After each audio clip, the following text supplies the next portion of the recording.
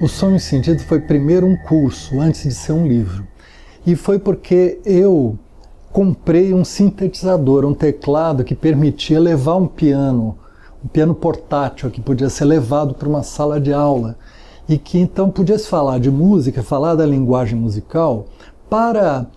especialistas, pessoas que estudam música, mas também para leigos, pessoas que nunca estudaram música, mas que podiam usar um instrumento que todo mundo tem, que é o ouvido musical. Então,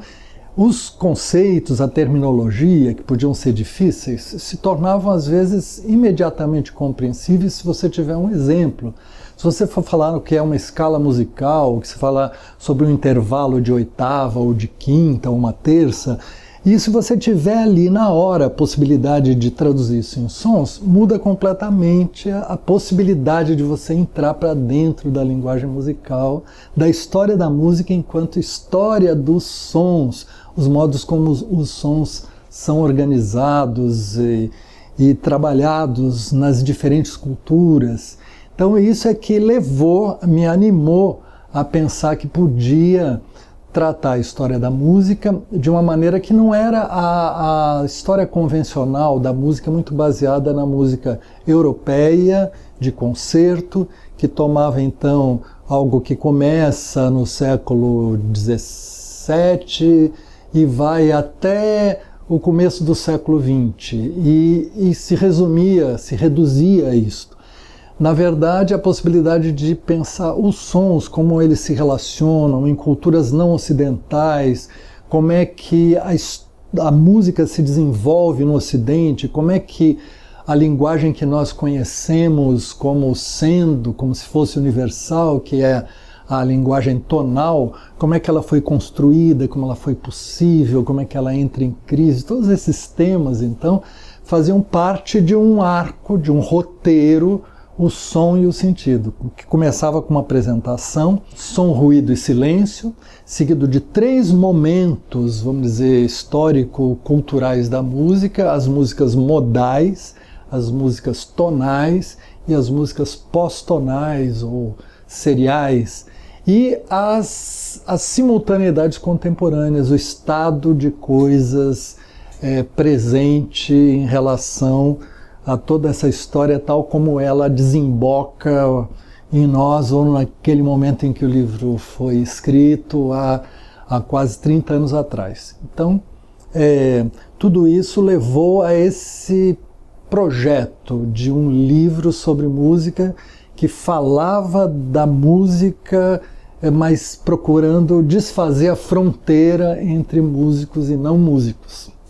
Para isso, o livro precisou ter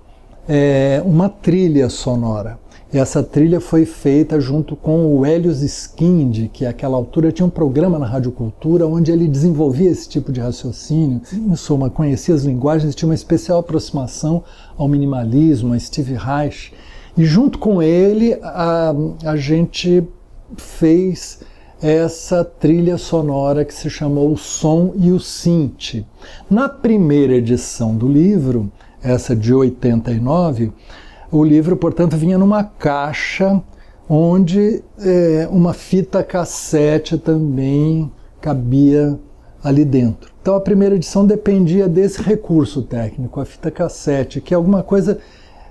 difícil, na verdade, de se lidar, porque para você achar uma faixa numa fita cassete é uma loucura, aquele é um labirinto, você se perde lá no meio, você só podia estava condenado a ouvir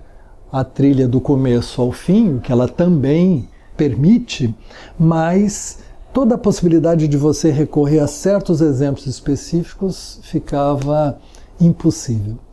A segunda edição do livro veio com um CD encartado no próprio volume. Isso facilitava tanto, vamos dizer, a produção do objeto, quanto o uso da trilha sonora para você localizar e acessar os diferentes momentos dessa trilha, o som e o synth. E agora uma terceira edição, portanto, que faz o livro acompanhar uma espécie de desenvolvimento dessas tecnologias de reprodução, de escuta, ela vem com uma playlist que você pode acessar e na qual você tem a trilha, o som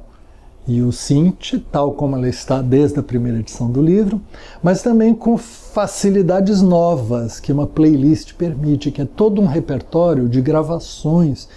de músicas que não podiam entrar ou não caberiam no CD, muito menos na fita cassete, e que agora estão à disposição para, além de seguir a trilha especialmente preparada que acompanha o livro, você ter uma possibilidade de ouvir exemplos musicais, porque música toma tempo, né? Ela ocupa, é uma arte do tempo, você ter condições de ouvir coisas modais, tonais, seriais, que inspiraram originalmente a trilha, o som e o synth, mas que estavam ali apenas em pequenas amostras. Então, esta é uma novidade, uma vantagem desta, vamos dizer, terceira encarnação, não é a terceira, mas essa mudança de pele do som e o sentido, que, para minha alegria, continua dialogando aí com gerações de músicos e de pessoas